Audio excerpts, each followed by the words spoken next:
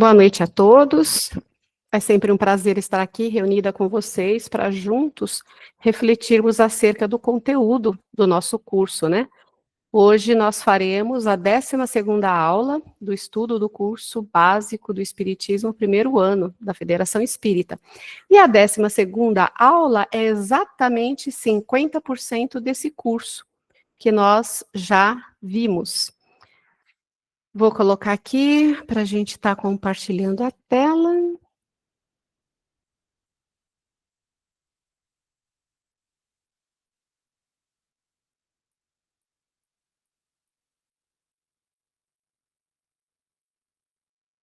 Muito bem, está aparecendo direitinho para todos vocês, né?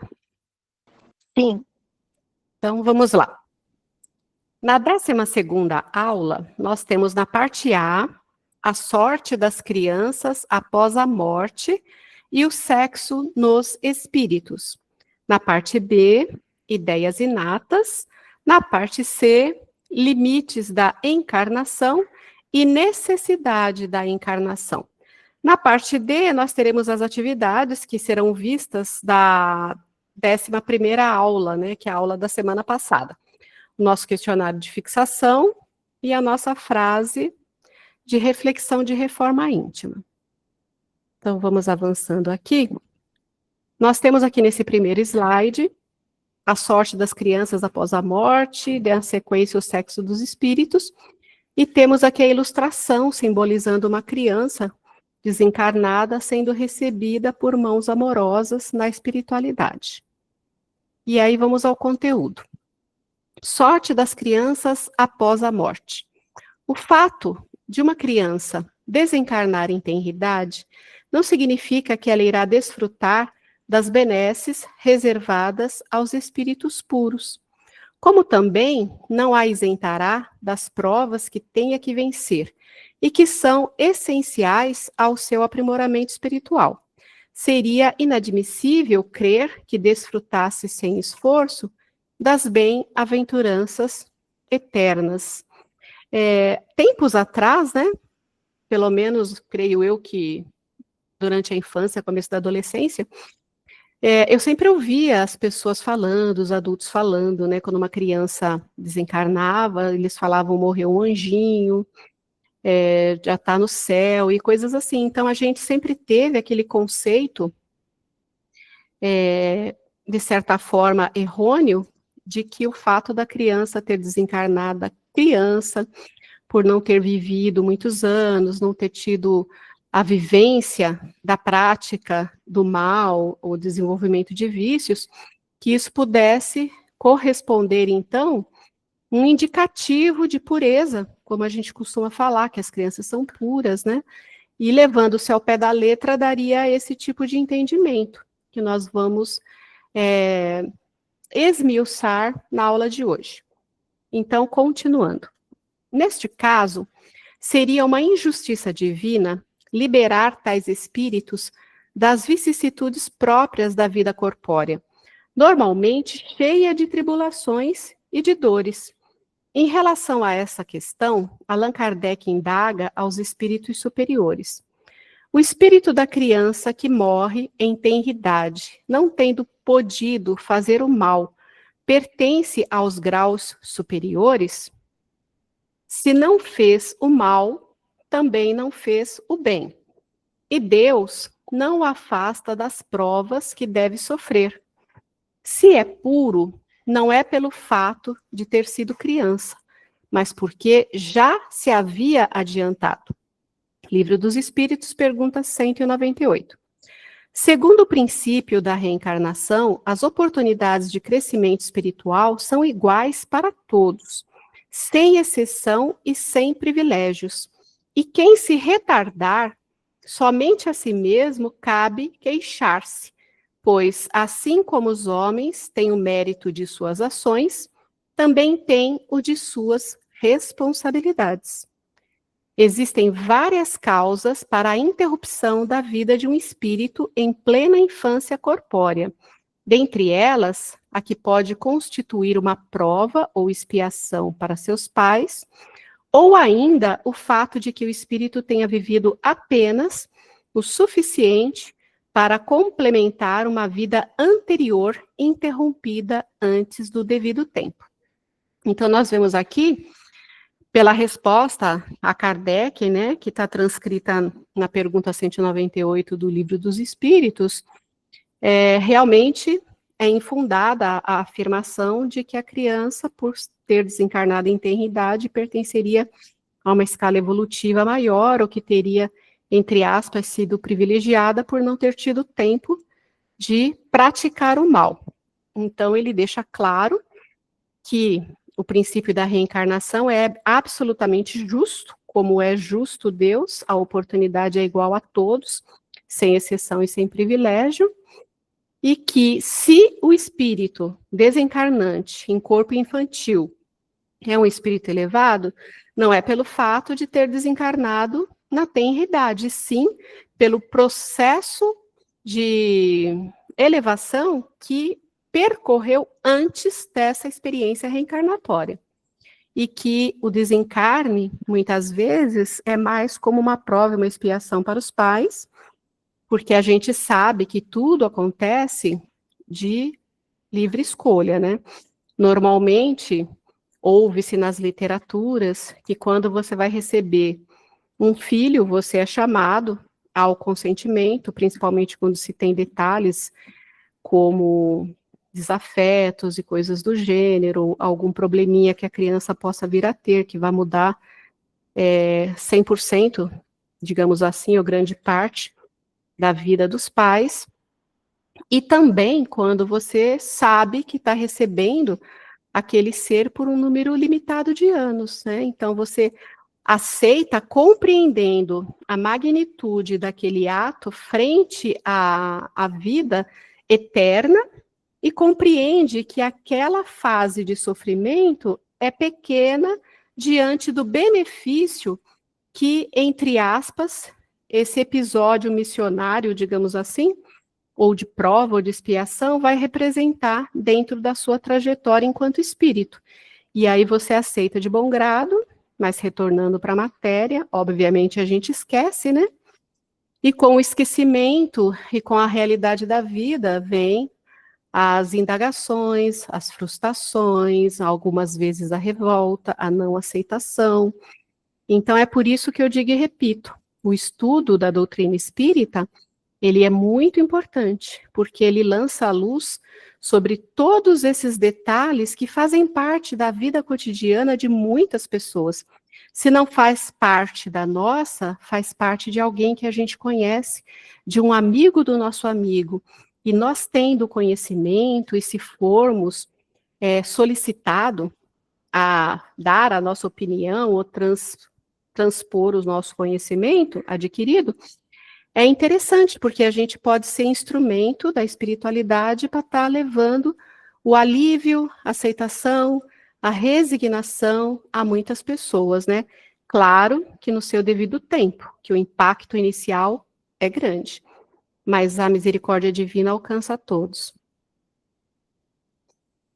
Então, continuando, o espírito de uma criança desencarnada em tenra idade poderá ser tão adiantado quanto o de seus pais, sendo algumas vezes muito mais, porquanto pode dar-se que muito mais já tenha vivido e adquirido maior soma de experiências. Sobretudo, se progrediu. Livro dos Espíritos, questão 179. Mas não se pode também considerar a infância como um estado de inocência, pois frequentemente surgem crianças portadoras de maus instintos, numa idade em que a educação ainda não pôde exercer sua influência. Muitas crianças trazem, de forma inata, tendências negativas, não obstante o exemplo do meio em que vivem. Tais tendências somente podem vir do estado de inferioridade do espírito. O espírito que retorna à espiritualidade, ainda na infância corpórea, e não teve, por isso, tempo suficiente para manifestar suas virtudes adquiridas ou suas imperfeições, terá de retornar ao plano material para completar sua programação evolutiva. Aqueles que são viciosos é que progrediram menos e têm então de sofrer as consequências, não dos seus atos da infância, mas de suas existências anteriores.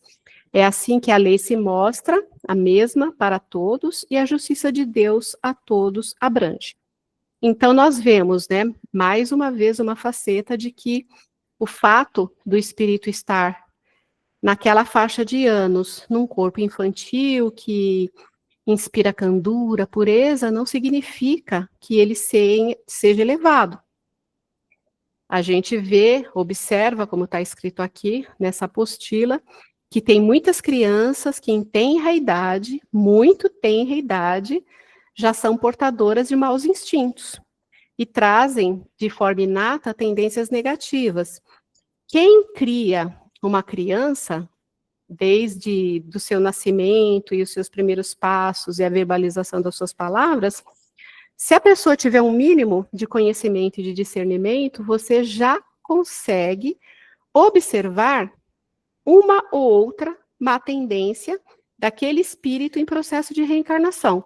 É onde a gente sabe que o processo reencarnatório, não se tratando aqui da questão do desencarne, né, se efetiva durante o período de 7 anos. E é durante esses primeiros 7 anos que o espírito, com as suas más tendências ainda mais latentes, é onde consegue uma aceitação e uma flexibilização provinda da educação que vem dos pais, que vem do meio. Então, é muito importante que, desde a tenridade, a pessoa que é responsável pela criança já vá ensinando através de historinhas, de fala, de conversas, coisas lúdicas a respeito da espiritualidade, a respeito de Deus, a respeito dos conceitos da vida, para que a criança já vá se assenhorando dessa questão que existe além daquelas 4 paredes, do quanto agrada a Deus ser cada vez melhor, ser cada vez bom, já ir moldando aquele instinto que muitas vezes a criança tem de tendência ao egoísmo, ao individualismo, a não querer compartilhar, a não querer dividir. Então, é nesse ponto que, apesar de hoje muitos não terem nem filhos, e quando tem um, que eu acho que ajuda bastante quando você tem um irmão, né? Porque a própria vida faz com que você aprenda a dividir o amor dos pais, a dividir muitas vezes o espaço de um quarto, e até as coisas que são compradas, literalmente, né? Tem pessoas que, mesmo tendo condições de comprar 2, comprar um, para fazer com que a criança divida. Divida um doce, divida um chocolate, que tenha essa tendência natural já, de não ser egoísta e se assenhorar daquilo que está ali na frente, como se fosse apenas dele. Então, essas observações, colocar a criança numa escola, né, de evangelização infantil, independente da crença que se tenha, são todas coisas que ajudam muito o espírito reencarnante e são feitas de forma lúdica e dentro da instituição a que você pertence, só trazendo, então, benefício. Tudo isso já vai ajudando a moldar e muitas vezes até a transformar, de fato, tendências inatas, negativas e de maus instintos, porque quem não os tem, né? Todos nós temos, mas a gente está aqui nesse planeta escola para se modificar, para crescer, para evoluir. E o fato de estarmos propiciando esse tipo de aprendizado a um filho, a uma criança, uma evangelização infantil ou coisas do gênero, já é uma grande contribuição em prol da nossa própria evolução, que nós estamos colaborando com as criaturas de Deus através daquilo que a gente tem condições de compartilhar. Então, também foi dito nos slides anteriores, quer dizer, no anterior, ainda dentro da questão do desencarne, é que muitas vezes a criança vem já com o propósito de desencarnar em tenridade, às vezes também para cumprir um número de anos que faltou por uma vida anterior, onde ela teve o ato do suicídio. Então, digamos que você tinha 30 anos para viver, se suicidou com 20, você precisa vencer 10. E aí, os pais, ao receberem, aceitam esse encargo de permanecer com aquele ser apenas um período de 10 anos, que vai favorecer tanto a evolução deles, mesmo que seja através dessa adversidade, desse sofrimento, mas via de regra, muitas vezes, os laços que unem a pessoa que necessita aos pais são laços de amor, na qual você se sacrifica para auxiliar o outro, ou laços de desamor mesmo, onde você recebe para que você consiga, através da convivência, perdoar e, ao mesmo tempo, auxiliar, transmutando completamente qualquer animosidade que viesse a existir. Porque depois de volta à espiritualidade, aquele ser que retorna, que tinha um desafeto por você, consegue compreender a dimensão do sacrifício e de tudo aquilo que foi feito. Quando uma criança desencarna, por exemplo, através de uma doença grave que tumultua, que entristece a vida de muitos, e os pais presenciam aquele dia a dia onde vê o seu ser amado definhando, isso é uma provação muito grande, uma expiação, enfim.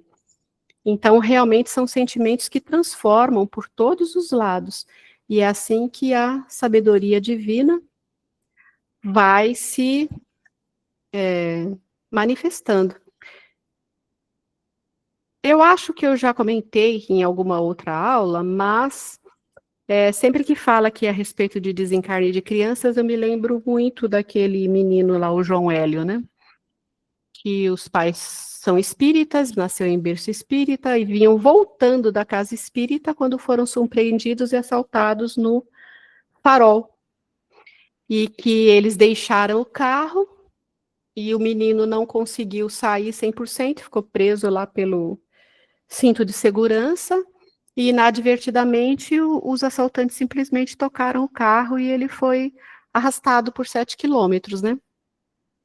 Então, isso foi muito falado na mídia, ele tinha 7 anos na época, e eu mesma ouvi vários questionamentos enquanto trabalhava voluntariamente numa casa espírita com um grupo onde se tinha o evangelho e uma troca depois, foi citado e foi dito como, né, os pais espíritas, vindo da casa espírita, a criança nasceu num lar espírita, e no retorno à casa, aconteceu isso.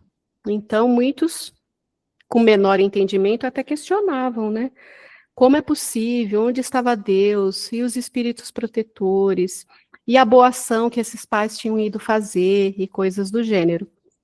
E a nossa fé, que é vacilante, as nossas dúvidas, muitas vezes fazem com que determinadas nuvens como essa passem pela nossa mente, mas a gente tem que fazer valer aquilo que a gente aprende, que Deus é soberanamente justo e bom, que nada acontece por acaso, e que sempre existe uma explicação para cada caso. E o desse menino não foi diferente. Depois de uns 2, 3 anos, os pais receberam uma psicografia, onde ele agradecia pelo período de ter estado com eles, os 7 anos, que era o que ele tinha que passar, que resgatar com eles, e que ele era imensamente grato por ter sido recebido como filho, mesmo os pais sabendo que seria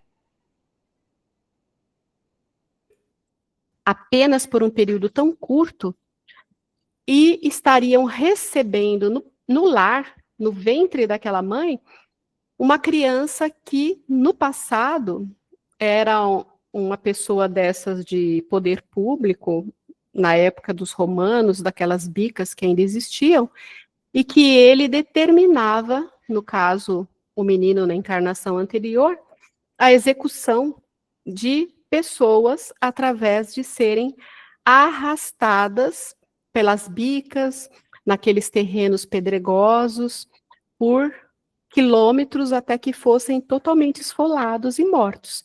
E aquele casal que o recebeu como filho tinha sido vítima de uma morte semelhante ordenada por ele.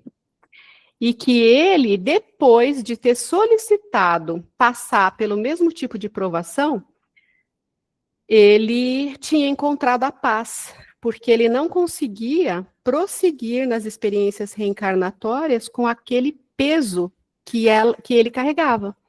Porque tem muitas pessoas que, não tendo a compreensão de que naquele momento, naquela vida, era o que ele tinha em termos de elevação moral e espiritual, e não se perdoa, e vai arrastando outras encarnações com um sentimento de culpa tão grande, que são as pessoas que têm aquele processo de... Isso não é generalidade, não é caso específico de ninguém.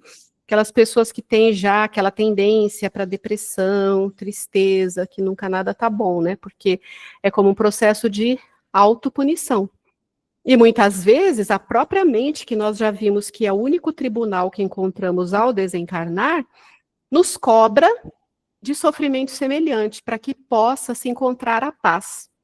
Então vocês vejam que dentro de um quadro tão triste, tão marcante, conseguiu-se, através dessa expiação, a paz na consciência daquele que um dia foi algoz, no caso o menino, e a contrapartida do casal que sofreu aquele mesmo tipo de morte em recebê-lo como filho, vivenciar 7 anos de amor e depois passar pela expiação de perdê-lo.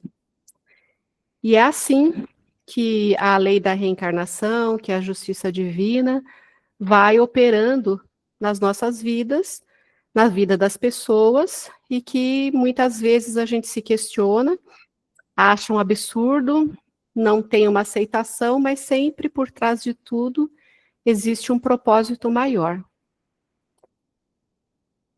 E agora, continuando, nós temos aqui a parte sobre o sexo nos espíritos.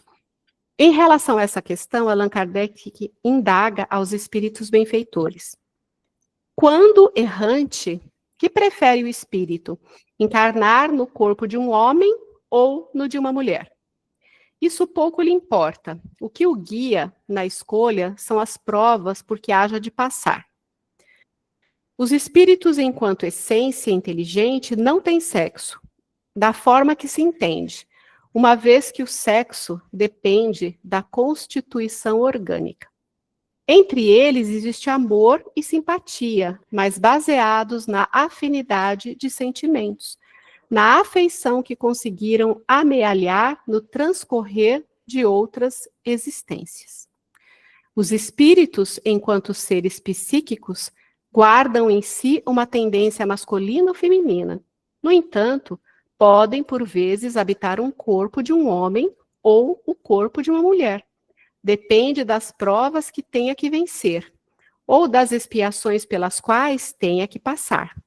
No decurso do seu processo evolutivo, o espírito necessita realizar o maior número possível de experiências para enriquecer-se e atingir o estado de angelitude. Ele precisa, pois, encarnar nas mais diversas posições sociais, intelectuais e morais. Necessita, por isso, passar pela vivência de ambas as polaridades sexuais, sendo levado, portanto, a algumas vezes encarnar como homem e outras como mulher. Então, com relação a essa questão, a gente sempre ouviu e viu na literatura que o espírito, como se entende, ele não tem sexo da forma como nós entendemos aqui no nosso estágio evolutivo. E que o importante para o espírito reencarnante é o progresso que ele irá efetuar, e não necessariamente se renascerá como homem ou como mulher, muito embora ele tenha uma tendência mais masculina ou mais feminina, por afinidade mesmo. De repente, ele pode ter tido um maior número de experiências reencarnatórias num corpo feminino e tenha se afinizado mais com essas experiências que são do universo feminino. Ao mesmo passo que o mesmo ocorre com uma tendência maior masculina. Entretanto, mesmo sendo em número menor de reencarnações, se assim é possível, há a necessidade de experienciar os dois universos, tanto num corpo feminino quanto num corpo masculino. E aí a gente termina a parte A. Alguém gostaria de fazer algum questionamento, comentário, pergunta? Esse é o momento. Irene, gostaria só de comentar, na primeira etapa que a gente conversou,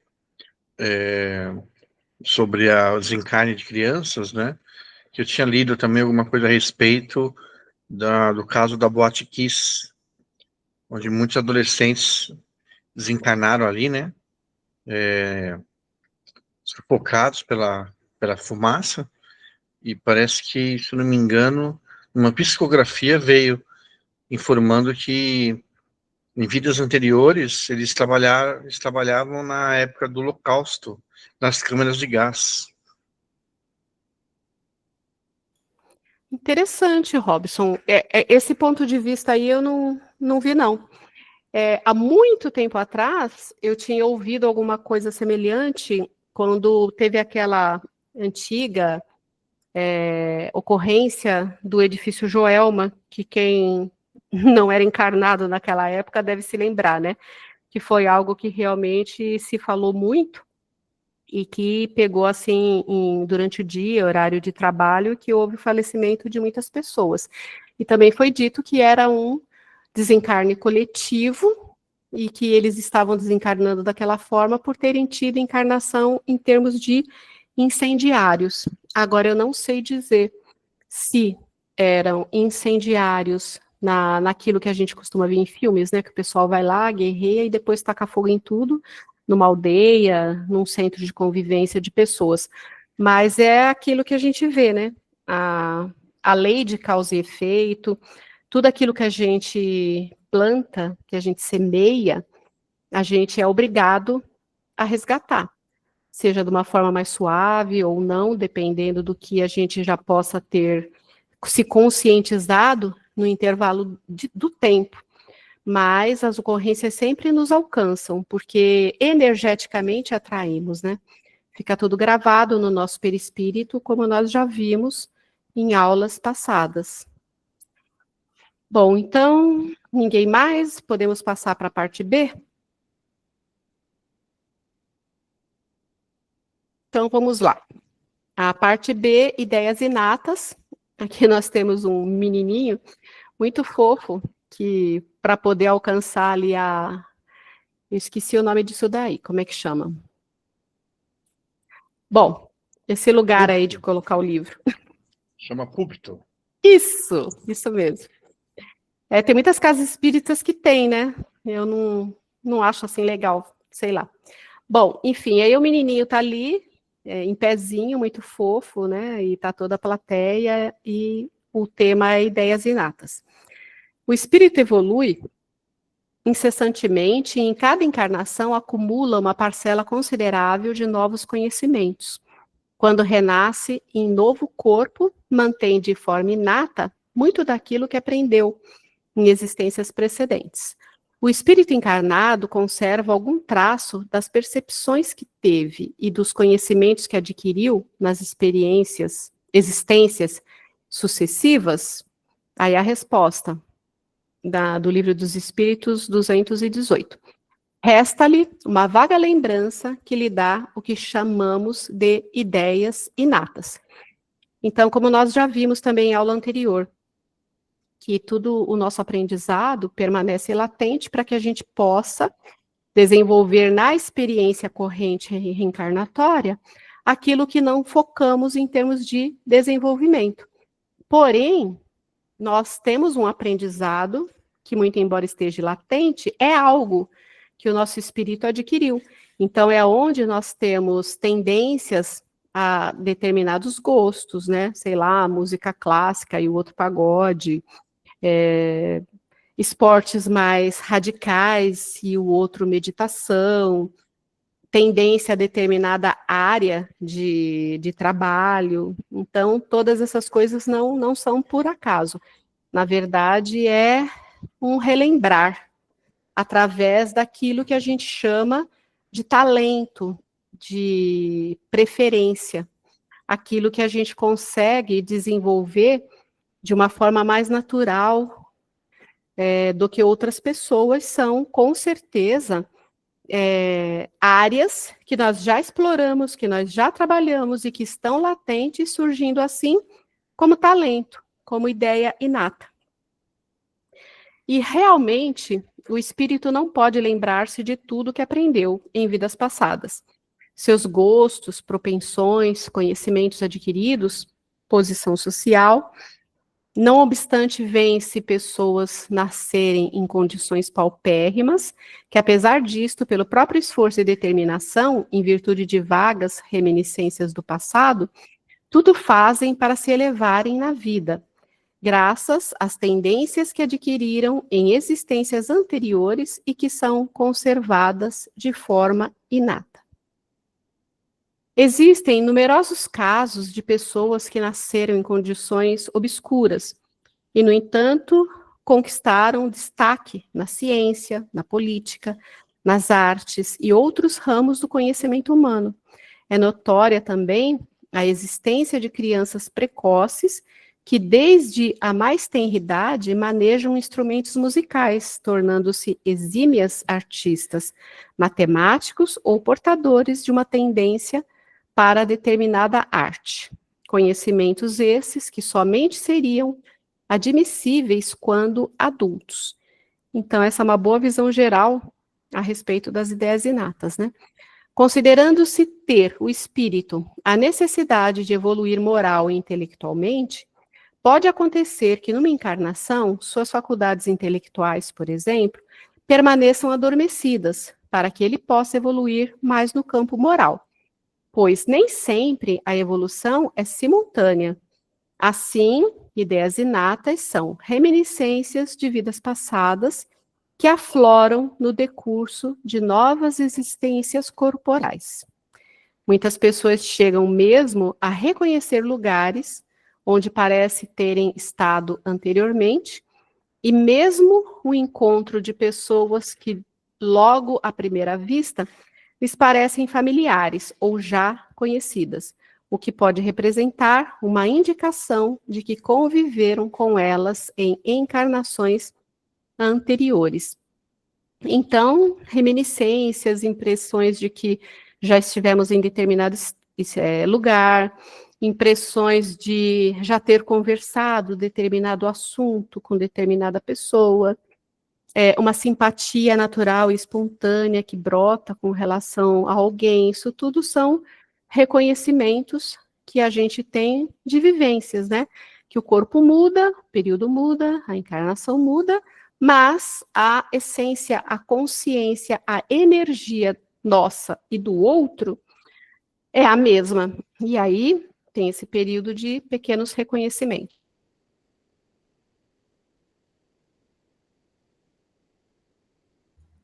Tanto do lado positivo, quanto do lado negativo, né? A gente sente a mesma coisa em situações contrárias, com pessoas e situações.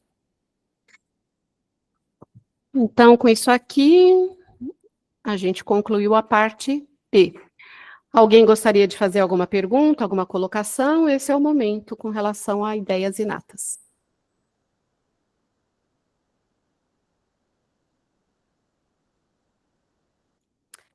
Bom, então, vamos à parte C. Limites da encarnação, necessidade da encarnação.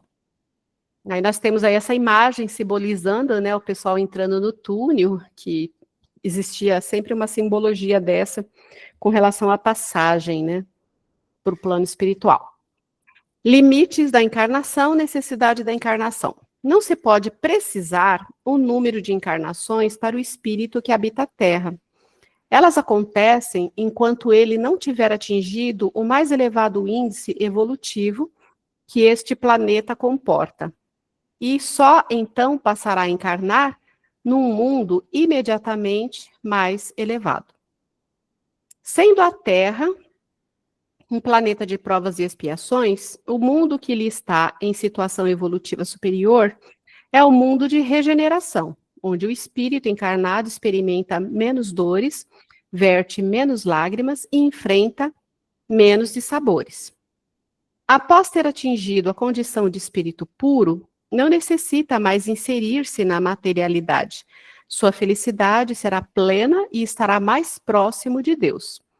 Os espíritos mais elevados podem descer e até encarnar em missão nos mundos inferiores, porém, os espíritos que estão nesses mundos não poderão encarnar em mundos superiores.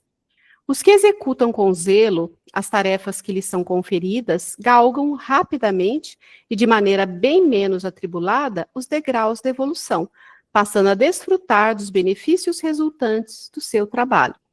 Entretanto, os que retardam a caminhada fazendo mau uso do livre-arbítrio, retardam seu ciclo evolutivo e têm que experimentar muitas vezes amargas decepções.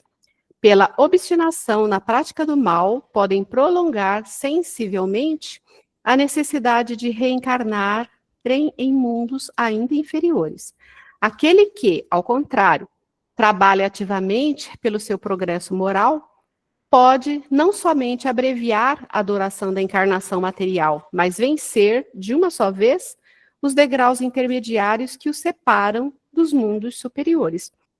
Então, como nós vemos aqui, não existe um limite para a encarnação, né? Na verdade, o que significaria o final dessa roda de reencarnação é a nossa evolução. Quando nós atingirmos o estágio de espírito puro, nós não teremos mais necessidade de nos inserir na materialidade. Agora, o tempo e a forma com a qual chegaremos lá, isso é uma conquista individual. Depende do quanto você aproveitou, em termos de aprendizado, cada experiência que foi lhe oferecida no período de mundo primitivo, no período de provas e expiações, que é o que nós estamos finalizando, e a promoção ou não para reencarnações no mundo de regeneração, que é o que nós esperamos que consigamos, né? Para que tenhamos, assim, muito mais contato com o bem do que com o mal. Muito embora o mal, em menor proporção, ainda existirá na regeneração. Mas já é um grande avanço se nós conseguirmos reencarnar aqui na Terra, nesse período de regeneração. E é aí que volto a dizer, o estudo da doutrina espírita é muito importante, porque através do conhecimento, dos manejos que a gente sabe de como que funciona as leis que regem o mundo material e espiritual, a gente cria um estado de conscientização como resposta a tudo. Porque é através da compreensão e do entendimento que a gente consegue gerar a aceitação, a resignação e a paciência necessária para transpor a dificuldade que ali se apresenta, sabendo-se que, quanto mais conseguirmos assimilar esses conceitos de resignação, de compreensão e de que tudo passa e de que não cai um fio de cabelo da nossa cabeça sem ser, a gente costuma dizer, né, da vontade de Deus, mas essa vontade de Deus, ela está implícita nas leis de Deus, que em algum momento nós ferimos e que agora estamos recebendo o resultado da nossa semeadura. Então, a lei é de Deus, mas não é da vontade de Deus que nós passamos por adversidades. Ele respeita o nosso livre-arbítrio, as nossas escolhas, e sabe que estamos sujeitas a essa lei. E que a sujeição à lei e tudo aquilo que ela pode nos trazer em termos de adversidade e de aprendizado, Deus também sabe que é passageiro. E que o resultado desse sofrimento, entre aspas, que pode ser uma década ou até mais, tem gente que tem problema aí por uma vida toda, vai trazer um resultado maravilhoso, se assim eu souber aproveitar essas lições a que estou sendo submetida, gerando o aprendizado e, consequentemente, a não incidência. Porque tudo aquilo que a gente aprende, a gente absorve, incorpora no dia a dia e não volta a errar, né? A gente erra em outras coisas, mas o que a gente aprendeu, não erramos, porque sabemos que o aprendizado adquirido, a evolução adquirida, ela não retroage. Permanece estacionária, que também é uma opção nossa, que é plenamente respeitada por Deus. Assim, à medida que o espírito se purifica e ascende à escala evolutiva, passa de um mundo mais atrasado para outro imediatamente mais evoluído. Nessa nova morada, seu perispírito se torna mais sutil, menos denso, passando a desfrutar de maior sensibilidade e de facilidade de locomoção. Tomando-se como exemplo uma escola, se o aluno empenhar-se com afinco e dedicação, logo terá superado todos os estágios e poderá, pelo seu próprio esforço, atingir seu objetivo final. Mas se tiver sido displicente, ocioso, o seu ciclo de estudos se dilatará consideravelmente, resultando em inevitáveis repetições do mesmo ano escolar. Do mesmo modo, ocorre com os espíritos que fazem mau uso de suas encarnações no grande educandário da vida. Terão que passar por novas existências corpóreas, tantas vezes quantas forem necessárias, para que o seu aprendizado possa ser assimilado de forma integral. Por isso, quanto mais o homem se esforçar pelo seu aprimoramento moral e espiritual, menos encarnações terá pela frente. Então, esse é aquele aprendizado que a gente sempre costuma falar, né? Através do amor, através da conscientização, através da nossa vontade firme na reforma íntima, de querer mudar e de nos tornarmos pessoas cada vez melhores.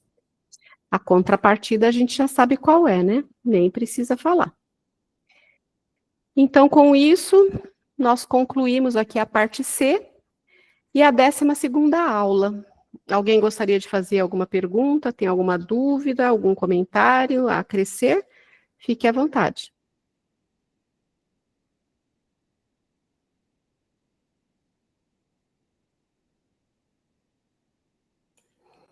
Bom, então, se não temos mais nada a falar, nós vamos passar para a correção dos exercícios da aula 11 da semana passada e o nosso exercício de reforma íntima, né? Então, eu vou cessar aqui o compartilhamento da tela.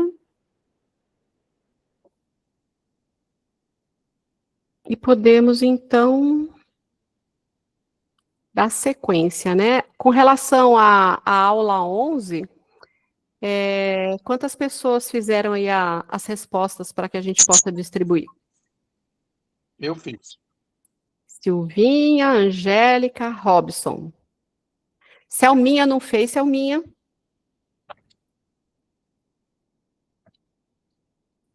Vamos, então, às respostas. Aula 11. A primeira questão, quem gostaria de fazer? Eu faço. Pode ser? A Angélica faz a 11 e a 11 não, a primeira, e o Robson faz a segunda. Pode falar, Angélica. Em que sentido a teoria de Platão é precursora do princípio da reencarnação? Platão concebia a teoria da reminiscência, segundo o qual o nosso conhecer é apenas o recordar. Isso implica que a alma já existia antes, trazendo lembrança e ideias anteriores, o que prova a pré-existência espiritual e imortal da alma, estabelecendo uma ponte entre vidas anteriores à atual. É o fundamento semelhante ao da reencarnação. Muito bem. A 2, Robson. Qual a posição de Orígenes perante a teoria da pluralidade das existências? Orígenes defendia a pré-existência das almas e a possibilidade de vidas sucessivas como meio de purificação. vendo a encarnação como consequência de escolhas anteriores do espírito. Essa visão aproxima-se da pluralidade das existências, embora depois tenha sido rejeitada pela teologia oficial da Igreja. Essa? Perfeito, tá certinho. Com o passar do tempo, eles foram excluindo, né, e virou a questão da ressurreição ao termo reencarnação.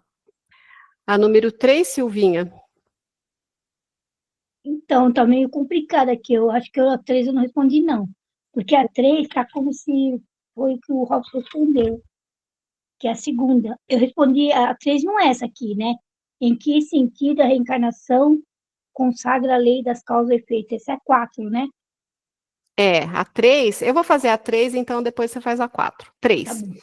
Porque a pluralidade das existências é superior à teoria da unicidade das existências. Então, a gente lembra, sabe, que a unicidade é uma única existência. Você nasceu, seu espírito foi criado ali naquele momento, você teve o seu número de anos, seja lá quantos forem, né?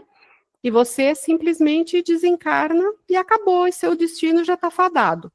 Então, nós vimos na aula que isso é algo que interrompe os laços de família, o espírito praticamente é criado no momento do seu nascimento, e não teria, então, laços anteriores, nem de afinidade, nem de animosidade. E todo o progresso que você fez, ou não, durante a vida, já estaria com a conta certa, aquilo fadado. Então, a gente vê que a questão da pluralidade das existências, ela é muito mais coerente, nos traz muito mais conforto, resignação e esperança, né, de dias melhores, esperança de rever nossos amores, e assim sucessivamente. A gente entende que as adversidades e o sofrimento existem, mas por uma causa que trará um benefício logo ali. Então, voltando aqui à questão. Algumas correntes doutrinárias deixaram de lado, em seus fundamentos, o princípio evolutivo da reencarnação, preferindo antes consagrar a teoria da unicidade das existências. Desta forma, rejeitaram princípios que poderiam auxiliar o homem em seus questionamentos existenciais. Porém, cedo ou tarde, ao atingir a sua maturidade espiritual, a humanidade não poderá conciliar as diversidades da evolução e as consequentes divergências sociais, em face da inverossímil possibilidade de a alma encarnar uma única vez. Então, a gente vê, por esses fatos aí que eu comentei antes e por esses abordados nessa resposta, a superioridade, né, da pluralidade das existências em relação à unicidade. E aqui na resposta cita, inclusive, os questionamentos que naturalmente a gente faz com relação à justiça divina e todas as desigualdades inerentes à vida como um todo, né, a que estamos sujeitos aqui nessa oportunidade. Então, vamos à quarta, Silvia? Tá bom. Em que sentido a reencarnação consagra a lei de causa e efeito? A reencarnação mostra que cada encarnação colhe consequência de escolhas anteriores, permitindo que o espírito repare erros, aprenda com as provas e desfrute dos resultados de suas boas ações. Assim, a lei de causa e efeito se cumpre não apenas em uma vida curta, mas ao longo de muitas existências, sem necessidade de penas irremissíveis. Muito bem, eu respondi de forma diferente, mas é dentro disso mesmo. Gostaria de fazer a quinta, Angélica? Como a encarnação desfaz o mito das penas eternas. Nenhum espírito é condenado para sempre. O texto afirma que Deus não seria justo se condenasse alguém em uma única experiência. O espírito sempre terá novos renascimentos para reparar erros. As esperanças não estão perdidas, sempre há novas oportunidades. Portanto, não há penas eternas, apenas processos contínuos de aperfeiçoamento. Muito bem. A sexta, Robson. A sexta é: de quantas reencarnações o espírito precisa para a sua evolução? Isso. O número de encarnações não é fixo. Varia conforme o uso que o espírito faz de seu livre-arbítrio e de suas provas. A codificação ensina que as encarnações são sempre muito numerosas, cessando quando o espírito se despoja das imperfeições e não necessita mais da vida corporal para progredir. Muito bem. Perfeito. Gostaria de fazer a próxima, Silvinha? Tá, eu faço. Em que sentido os espíritos formam uma família no mundo espiritual? Os espíritos se agrupam por afinidade de sentimento. Esses laços são baseados na simpatia, no amor, são mais duráveis que os laços de sangue. Explica reencontros e tarefas em comum em diversas existências. Muito bem. A oitava, já fomos na sequência, né? Então, a Angélica. Porque frequentemente em uma família encarnam espíritos que não se afinam com os demais? Isso serve de prova para uns, fortalecendo a paciência e a tolerância, de meio de progressos para outros, que se melhoram com o convívio com os espíritos mais evoluídos. Esses espíritos são estranhos no seio da família para promover aprendizado mútuo. Muito bem. A nona, Robson. A teoria da unicidade da existência exclui a preexistência da alma? Explique. Se a alma só tivesse uma existência corporal, ela seria criada simples e ignorante, já ligada ao corpo, sem história anterior, o que impede explicar diferenças inatas de caráter, inteligência e tendências.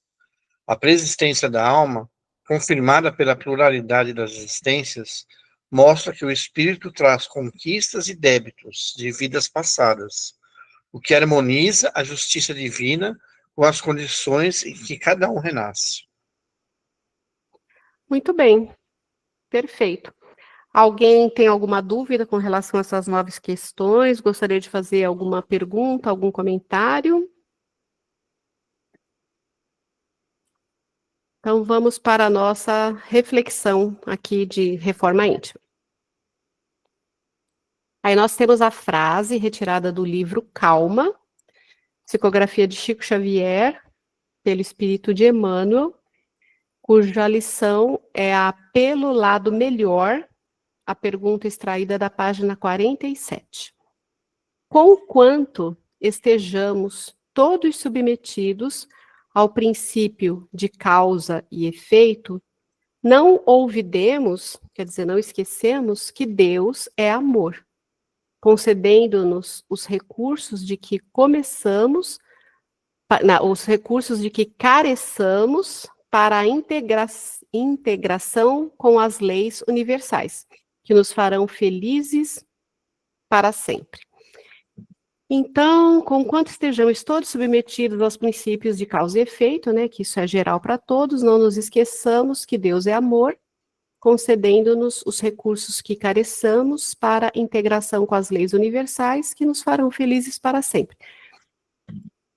Isso é uma conscientização que nós temos que ter, né? Como nós vimos e que nós vemos falando, a lei de causa e efeito é uma lei natural de Deus, e que rege e alcança a todos, até mesmo aqueles que pertencem a outras religiões, outras divisões, aos ateus, àqueles que supostamente não creem em Deus, não têm ligação, mas que todos estamos imersos e sujeitos a essa própria lei. Então, é como diz no Evangelho, a semeadura é livre, mas a colheita é obrigatória. E nós sabemos que mesmo dentro desse conceito de colheita, é exatamente a configuração da lei natural de Deus associado à nossa energia, à nossa frequência e a tudo aquilo que já temos gravado no nosso perispírito, atraindo, através dessa frequência vibratória, constantemente, pessoas e situações que nos gerarão o aprendizado necessário para a corrigenda de tudo aquilo que nós, em algum momento, infringimos nas leis de Deus. Então, esse seria um resultado dessa lei de causa e efeito. Porém, como esse exercício, ele é proposto para que nós façamos em primeira pessoa, para que nós possamos refletir em qual é o meu posicionamento dentro desse contexto que está sendo dito. Vamos a uma resposta mais específica, né? Então, eu, Irene, hoje, com o conhecimento que adquiri, que não é muito, né? Eu sou sempre aprendendo. Durante os anos em que frequento a doutrina espírita, durante o tempo que eu me dedico à leitura de alguma coisa, e dentro da compreensão que eu creio que adquiri a respeito das leis que regem o mundo material e espiritual, da lei de causa e efeito, ou ação e reação, como se queira, e tendo conhecimento a respeito dos atributos de Deus, e do quanto que ele é soberanamente justo e bom, e tendo também uma noção de que tudo na vida acontece por algum motivo, né? Para toda ação existe uma reação, e que, consequentemente, as diferenças sociais, quando existem, elas estão submetidas também a essa lei. E que até dentro de um nível de compreensão maior com relação à aprendizagem e desenvolvimento de um aspecto da minha evolução que eu ainda não desenvolvi o suficiente para que as minhas más tendências não aflorem ainda mais e venha prejudicar o aprendizado a que eu me proponho. Muito do que eu posso já ter adquirido, resolvido, esteja latente, para que eu não faça uso disso que poderia me colocar numa situação de distanciamento do verdadeiro propósito. Então, eu gosto de usar a simbologia da asa, né? Nem aquelas asas que estão desenhadas nas paredes que a gente se posiciona ali no meio para bater uma foto. Se eu não tenho as asas equilibradas do mesmo tamanho, eu não consigo alçar voo. Então, se eu desenvolvi mais a asa da intelectualidade, que, consequentemente, através do conhecimento, do destaque, pode ter me causado uma maior incidência de orgulho, de vaidade, de algumas características que são próprias à natureza humana de quem ainda tem muito que realizar, muito que aprender e que se deixa levar pelas coisas do mundo, né? Porque o orgulho, a vaidade e a gente se achar, entre aspas, com conhecimento maior do que um número X de pessoas, faz parte daquilo que eu preciso reduzir em mim.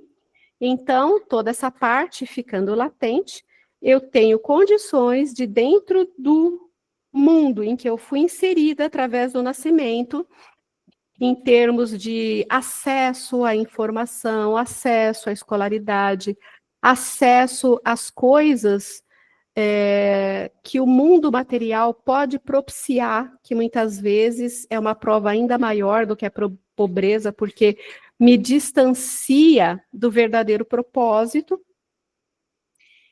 Então, inserida nesse contexto, eu tenho condições de focar aspectos de desenvolvimento das minhas potencialidades que se destacarão dentro do aprendizado que eu necessito desenvolver. Então, não basta eu pedir para Deus me dê paciência. Ele vai me colocar com pessoas e situações na qual eu serei obrigada, entre aspas, a desenvolver a paciência através de vivenciar situações e de conviver com pessoas. Isso é um aprendizado ao final da nossa encarnação, da minha encarnação, muito mais valioso e está me fugindo a palavra, mas é no sentido de aprendizado profundo, quando ele é vivenciado na pele, e não apenas de uma maneira teórica ou filosófica, né, através da experiência de outros, que nós, né, eu consigo também aprender através do olhar e da experiência de outro. Mas se eu consigo aprender através do olhar e da experiência de outro, é porque eu me afinizei com a pessoa e com a situação, porque certamente faz parte de um dos potenciais que já estavam latentes, né? Porque eu acredito que é difícil, num primeiro momento, conseguir ressignificar, através do olhar de outra pessoa, determinadas coisas. Então, é como diz, né? É um relembrar, para que a gente possa retirar de dentro de nós aquilo que está latente, adormecido, e dentro da sabedoria e do entendimento possuído hoje, possa se fazer uma conciliação, um casamento entre esse aspecto e outros que eu preciso desenvolver hoje, de uma forma mais produtiva para o meu processo de evolução moral e espiritual. Então, essa seria a minha reflexão com relação à frase de hoje. Se alguém quiser fazer alguma colocação, que seja pessoal ou conceitual, fique à vontade, esse é o momento.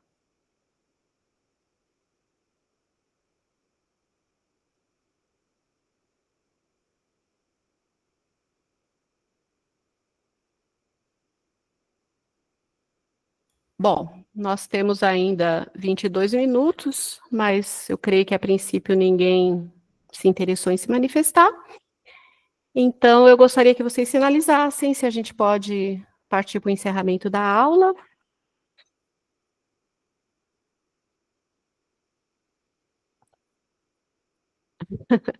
Maravilha, então.